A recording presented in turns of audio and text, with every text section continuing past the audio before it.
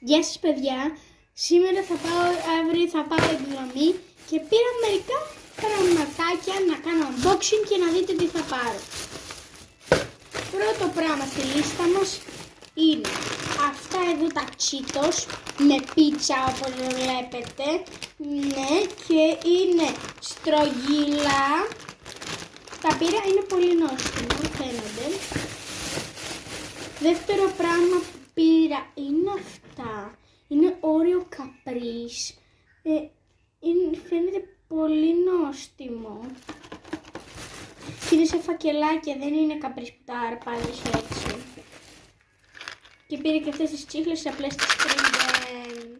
Είναι πολύ νόστιμα. Λέτε να δοκιμάσω ένα. Για να δω. Ναι, κοιτάξτε, είναι τα φακελάκια δυστυχώς. Και τώρα δεν μπορώ να σπάξω ένα. Για να δοκιμάσω. Άνοιξα ένα. Αν και αναγκάστηκα. Και δεν ήθελα, λοιπόν. Να. Ένα, δύο, τρία. Έχει λίγο άσπρο μέσα και είναι καλά.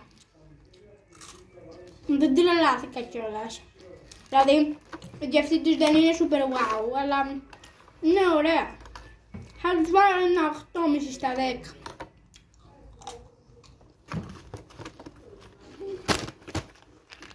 Και θα πάρω και μία τσίχλα.